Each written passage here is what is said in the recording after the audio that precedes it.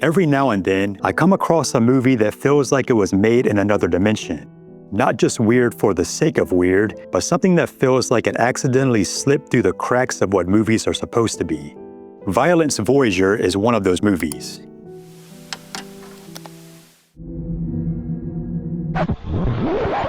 The movie follows a boy named Bobby, an American kid living in rural Japan. He and his friend Akun go on a little adventure to visit another friend in a nearby village. It's the kind of setup that feels innocent, like a kid's adventure story, maybe a Goonies-style day out. But then they stumble across a creepy old amusement park called Violence Voyager. What the fuck? The owner invites them in. The gates close behind them. And from that moment, it becomes clear. Something's very wrong here. Now, if you've never seen Ujicha's work before, this might be a shock. He uses a technique called gekimation. It's kind of like stop motion, but with flat paper cutouts instead of puppets. All the characters are hand-drawn and move frame by frame, surrounded by painted sets and real liquids for things like blood, slime, and whatever that glowing goo is.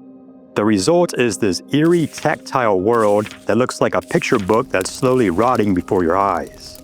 You can feel the texture of the paper, the paint, the sticky liquids, and that somehow makes the horror hit even harder. At the park entrance, the boys realize they don't have enough money to pay for the tickets. But that's okay. This is a one-time only special offer, the owner says. Today's entrance is free. They're then given a little orientation. The man explains that the park is themed around an alien invasion, and they're handed toy water pistols and raincoats to defend themselves against combat robots. It sounds cheesy, but the boys play along. At first, it's actually fun. They shoot at a few props, laugh at the cheap effects, and wander deeper into the park like it's just another strange adventure. But slowly, the illusion starts to break. The sets look increasingly sinister. The air feels heavy, still. They start to sense movement, like something's watching them from behind the walls. Then they meet a girl, injured and exhausted, who says she's been trapped there for 3 days. That's when it clicks. The robots aren't props. The danger is real, and this park isn't a game, it's a trap. Bobby and Akun try to leave, but every exit leads them in circles. They find more children hiding inside the park, scared, filthy, and not sure what's happening. It turns out the park's owner, the same man who welcomed them at the gate, isn't just some eccentric caretaker.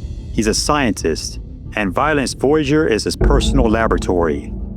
He's been abducting children and using them as test subjects in a series of twisted experiments, turning them into hybrid beings, part flesh, part machine.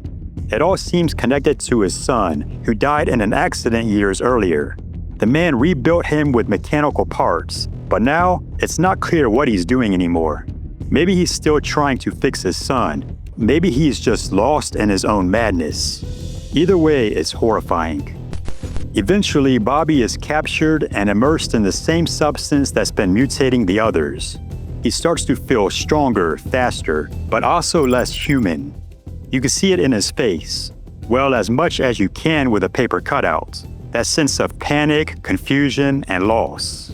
Despite his transformation, Bobby keeps fighting, trying to save the remaining kids and help them escape the park.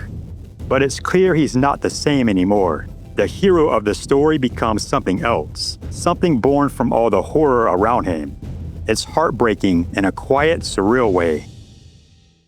What makes all of this work is how it's presented.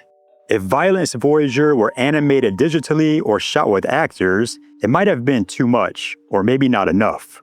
But because it's handmade, painted, cut, and splattered, it feels disturbingly real.